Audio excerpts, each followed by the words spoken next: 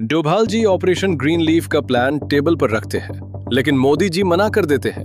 26 मई 2014 मोदी जी के शपथ लेते ही आईएसआई का मेजर इकबाल और कई आतंकवादी ग्रुप प्लान बनाते हैं। नेपाल बॉर्डर से 60,000 करोड़ की नकली करेंसी भारत में भेजो। मकसद एक, भारत में तबाही। डोभाल साहब को जब यह खबर मिलती है, वो एक पल के लिए सन्न रह जाते हैं। इतने बड़े हमले की उन्होंने उम्मीद नहीं की थी। उसी वक्त सुबह होते होते यूपी के मशहूर गैंगस्टर अतीक को पुलिस उठा लेती है। डोभाल जी जानते थे, ऑपरेशन ग्रीन लीफ के बिना आतंकवाद को भारत में घुसने से रोकना नामुमकिन है। तो क्या था ऑपरेशन ग्रीन लीफ और क्यों था ये इतना जरूरी? आइए पूरी कहानी जानते हैं। खनानी भाई कई सालों से हिंदुस्तान में नकली नोट भेज रहे थे।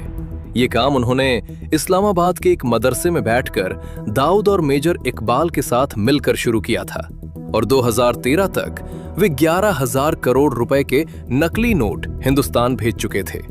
एक भी नोट पकड़ा नहीं गया था और अब उनका अगला निशाना था कि मोदी जी प्रधानमंत्री ना बन सके। उस वक्त उनके पास एक ब्लूप्रिंट था जो किसी नेता ने उन्हें दिया था। वही नेता जिसके हाथों में कई अंगूठियां थीं और जिसकी एक ही शर्त थी कि उसके खिलाफ कभी कोई गवाह ना खड़ा हो। और खनानी ने वो शर्त मान ली, क्योंकि उसे पता था कि असली नोट का नक्शा मिलना इतना आसान नहीं होता। मेजर इकबाल ने रास्ता सुझाया था, नेपाल बॉर्डर, जहां से माल आसानी से यूपी में घुस सके। और यूपी में अतीक था, जिसका जाल इतना फैला हुआ था कि पैसा उसके रास्ते से जाए तो पूरे हिंदुस्तान में बिखर जाए। और इसी तरह 2014 से पहले 11,000 करोड़ के नकली नोट हिंदुस्तान भेजे गए ताकि मोदी जी प्रधानमंत्री न बन सके। लेकिन मोदी जी जीत गए। जब मई 2014 में मोदी जी ने शपथ ली तो उस रात इस्लामाबाद के उस तहखाने में बैठे सबके चेहरे पर एक ही भाव था कि 11,000 करोड़ पानी में गए। और दाऊद ने जो पहली बात कही वो ये थी कि हम गलत जगह खर्च कर रहे थे, गलत लोगों पर भरोसा कर रहे थे। इस बार ऐसा नहीं होगा। उस रात उन्होंने तय किया कि अब 60,000 करोड़ भेजे जाएंगे, और सिर्फ पैसा नहीं, साथ में हिंसा भी, ताकि देश एक साथ दो मोर्चों पर लड़े और कहीं न पहुंच सके। लेकिन मेजर इकबाल को एक और डर था जो उसने 2015 में सबके सामने रखा कि अगर 2017 में यूपी का चुनाव योगी के हाथ गया तो यूपी में उनका पूरा नेटवर्क खत्म हो जाएगा। अतीक समेत सब पकड़े जाएंगे और नेपाल बॉर्डर वाला रास्ता भी बंद हो जाएगा। इसलिए जो करना है वो 2017 से पहले करना होगा। दाऊद ने सुना और बस इतना कहा, तो नवंबर 2016 आखिरी मौका है। और इसी के साथ 9 नवंबर 2016 की तारीख तय हुई, जब 6,000 करोड़ की पहली बड़ी खेप नेपाल बॉर्डर से यूपी में घुसनी थी।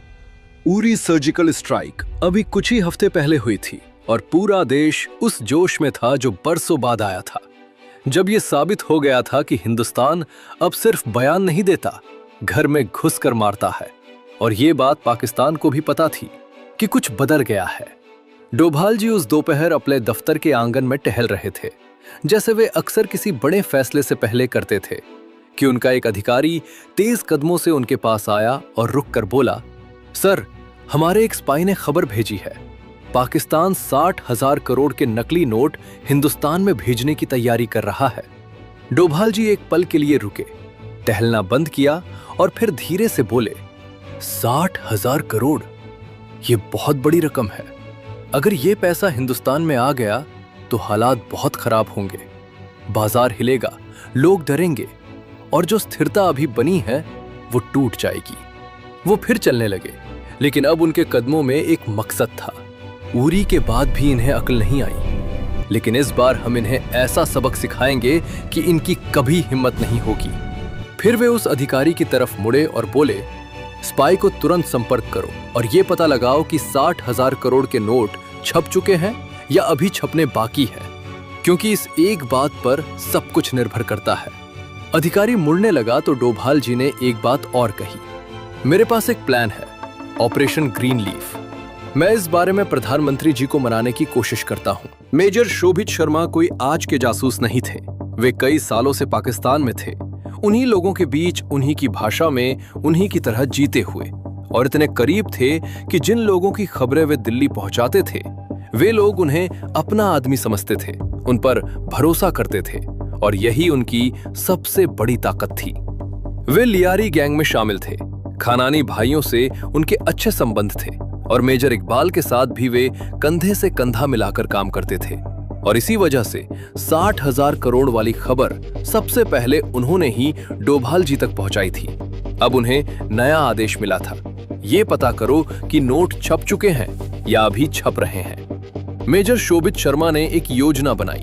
उन्होंने खानानी से मुलाकात की और मेजर इकबाल को भी साथ बुलाया और बातों बातों में ये बात छेड़ी कि नेपाल बॉर्डर का रास्ता अब पहले जितना सुरक्षित नहीं रहा। हिंदुस्तानी एजेंसियां उस रास्ते पर नजर रखने लगी है और अगर इतनी बड़ी रकम उसी पुराने रास्ते से भेजी गई तो पकड़े जाने का खतरा है। मेरे पास कई और रास्ते हैं, ऐसे रास्ते जो किसी की नजर में नहीं है। मैं ये पैसा हिंदुस्तान में सुरक्षित पहुंचा सकता हूं। खानानी कुछ देर उसे देखता रहा, फिर मेजर इकबाल की तरफ देखा और फिर बोला, पहले देखो। खानानी उन्हें एक फैक्ट्री में ले गया। मेजर शोभित शर्मा ने जो देखा वो उन्होंने पहले कभी नहीं देखा था। एक बहुत बड़ा गोदाम और उसमें करोड़ों रुपए के नकली नोट पहले से बंडल बंधे हुए, थैलों में भरे हुए, भेजे जाने के लिए तैयार, बस एक इशारे का इंतजार। नोट छप चुके थे। मेजर शोभित शर्मा ने चेहरे पर कोई भाव नहीं आने दिया। वे वहां खड़े रहे, गोदाम को देखते रहे और मन ही मन वो सब दर्ज करते रहे जो वे दिल्ली को बताने वाले थे। लेकिन खानानी के मन में एक डर था जो उस पूरी मुलाकात के दौरान उसकी आंखों में दिखता रहा कि कहीं ये खबर डोभाल जी तक न पहुंच जाए, क्योंकि अगर दिल्ली को पता चल गया तो सारा खेल खत्म। उधर दिल्ली में पीएमओ के एक कमरे में सिर्फ 2 लोग बैठे थे, मोदी जी और डोभाल जी।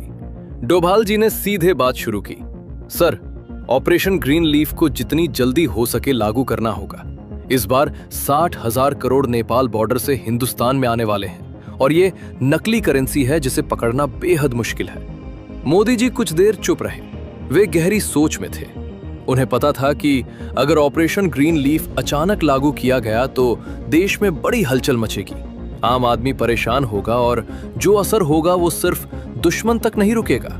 मोदी जी ने मना किया, डोभाल जी, ये सही कदम नहीं होगा। डोभाल जी ने एक पल रुककर कहा, सर, अगर ये पैसा हमारे देश में आ गया तो आतंकवाद को रोकना नामुमकिन हो जाएगा। ये सिर्फ करेंसी नहीं है, ये उस पूरे नेटवर्क की रीढ़ है जो देश के अंदर हिंसा फैलाना चाहता है। मोदी जी ने पूछा, कोई और तरीका नहीं है डोभाल जी? डोभाल जी ने सीधे आंखों में देखकर कहा, सर, पैसा छप चुका है और इन लोगों की हिंदुस्तान में पकड़ बहुत मजबूत है।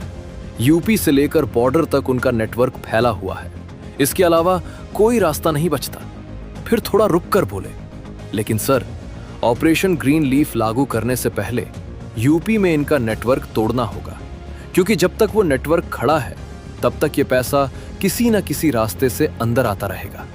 कमरे में चुप्पी छा गई। मोदी जी खिड़की की तरफ देखने लगे। बाहर दिल्ली थी और उनके कंधों पर एक ऐसा फैसला था जो करोड़ों लोगों की जिंदगी को छूने वाला था। 7 नवंबर की सुबह मेजर शोभित शर्मा की खबर डोभाल जी तक पहुंच चुकी थी। करेंसी छप चुकी है और 9 नवंबर को वो हिंदुस्तान में दाखिल होगी। डोभाल जी उसी सुबह यूपी के डीजीपी से मिले। कोई लंबी बैठक नहीं, कोई फाइल नहीं, सिर्फ एक निर्देश। पीएमओ से आदेश है, अतीक को जितनी जल्दी हो सके गिरफ्तार करना है। डीजीपी ने एक पल सोचा, फिर बोले, सर, अतीक का नेटवर्क बहुत बड़ा है। उसके पास ग्राउंड इंटेलिजेंस है, लोकल मूवमेंट पर पकड़ है और उसके आदमी हर थाने के इलाके में फैले हुए हैं। अगर हम बिना प्रॉपर सर्विलेंस और कॉर्डन के उसे अचानक उठाने की कोशिश करेंगे तो सांप्रदायिक तनाव और दंगे का खतरा है। डोभाल जी ने उन्हें सुना, फिर सीधे बोले, ये देश की सुरक्षा का सवाल है। अगर ये नहीं किया गया तो जो गड़बड़ी होगी वो किसी दंगे से बड़ी होगी। इसलिए जो भी तरीका अपनाना हो अपनाओ, जो भी रिसोर्स चाहिए मांगो, लेकिन ये काम जल्द से जल्द होना चाहिए। डीजीपी समझ गए कि ये एक रूटीन अरेस्ट नहीं थी, ये एक ऑपरेशन था जिसमें देरी की कोई गुंजाइश नहीं थी। उन्होंने वापस जाते हुए अपने स्पेशल टास्क फोर्स को अलर्ट पर रखने का आदेश दिया। सर्विलेंस टीमें तैनात हों, मूवमेंट ट्रैक हो और जैसे ही मौका मिले ऑपरेशन शुरू हो। एसटीएफ के अधिकारियों को उसी रात एक क्लोज्ड डोर ब्रीफिंग दी गई, जिसमें सिर्फ इतना बताया गया कि टारगेट की लोकेशन कंफर्म करो, उसकी मूवमेंट का पैटर्न समझो और किसी भी हालत में कोई लीक नहीं होनी चाहिए, क्योंकि अगर अतीक को जरा भी भनक लगी तो वो अंडरग्राउंड हो जाएगा और फिर उसे निकालना और भी मुश्किल होगा। डीजीपी जानते थे कि ये ऑपरेशन सिर्फ एक गिरफ्तारी नहीं थी, ये उस पूरे नेटवर्क की कमर तोड़ने की पहली कड़ी थी और इसे अंजाम देने के लिए उनके पास सिर्फ 48 घंटे थे। उस रात इस्लामाबाद में खानानी के गोदाम में जो हलचल थी वो किसी और रात जैसी नहीं थी। दर्जनों आदमी एक साथ काम कर रहे थे। नकली नोटों के बंडल बक्सों में बंद हो रहे थे, बक्से ट्रकों में लोड हो रहे थे और खानानी खुद वहां खड़ा था, एक एक खेप पर नजर रखते हुए, क्योंकि इस बार दाऊद की चेतावनी उसके कानों में गूंज रही थी। उस शाम दाऊद ने उसे अलग से बुलाया था। कोई लंबी बात नहीं हुई। दाऊद ने सीधे उसकी आंखों में देखा और कहा, तूने मेरे 11,000 करोड़ डुबोए, वो पैसा गया और काम भी नहीं हुआ। मोदी फिर भी बैठा रहा। अब अगर इस बार भी कुछ ऐसा हुआ तो सही नहीं होगा। खानानी कुछ नहीं बोला।